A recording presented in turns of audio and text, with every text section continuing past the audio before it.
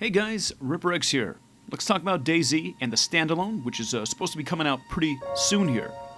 There's been some updates. The development team, the DayZ dev team, has posted some information. Now, for some of you hardcore players, you probably already have read this article, but I figured it's important for anyone that's interested in DayZ to know what's happening and how their progress is coming along. There's a lot of changes, a lot of cool stuff happening with the DayZ dev team and their product. Let's check it out. Now, due to the success of the development so far and the interest in the project in general, they've decided they want to do things properly. This means they've been very bold with their architectural changes. They're moving to the server client MMO architecture model. They are making weapons and items essentially called entities, meaning that it can support customization and variables assigned against items.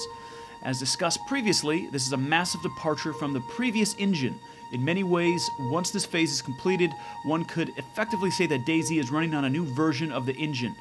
While the graphics may look the same for now, under the hood, so much is being completely rewritten. They said, let's make this very clear. Their foundation release, targeted for this year, is simply the beginning. They're committed to a period of development for at least 12 months and beyond that. Their aim is to take this foundation and use that time to improve the mechanics, not through hacks, but through sound and quality development. Their initial build will test that this base architecture works. Now, they want to confirm the following. Most settings will be forced server-side, such as gameplay and graphical settings. View distance, shadow distance, etc.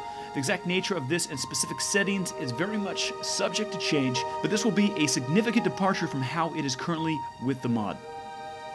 Release will be on Steam, using many of Steam's key features such as delta patching, VAC, server browsing technology. Patches to Steam can be deployed by the click of a button in their build pipeline thanks to new technology developed by Steam. That is making progress with the game easy and exciting. They're very pleased that Steam is working with them so actively to make DayZ a great game, and obviously supporting them with quality features. In using Steam for authentication, distribution, server browsing, etc., they're able to tap into their awesome resources in terms of scalability.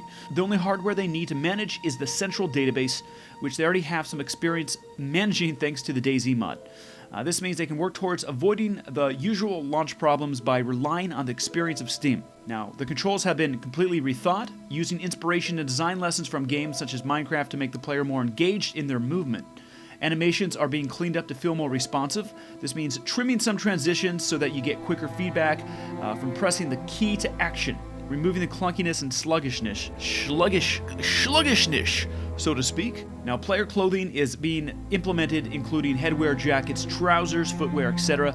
Weapons and items are now entities. Again, that means they are more object-oriented in structure, allowing weapon customization, degradation. The possibilities become endless. This is a major, huge shift in the game architecture. It's one of the main things that's happening so far. The server controls character actions. The player's client sends its request, and the server decides if this is possible.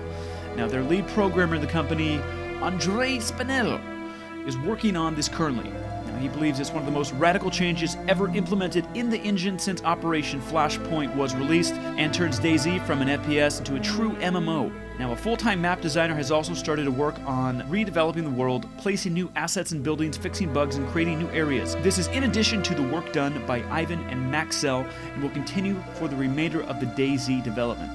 Now, the UI has been completely reworked as well, focusing on simplicity.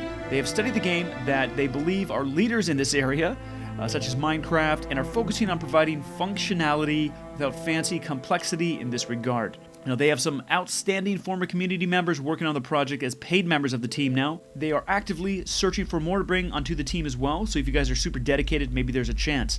Now, for the future, they're still working towards a target for an initial foundation before the end of the year. In terms of screenshots, videos, etc., that will unfortunately have to wait.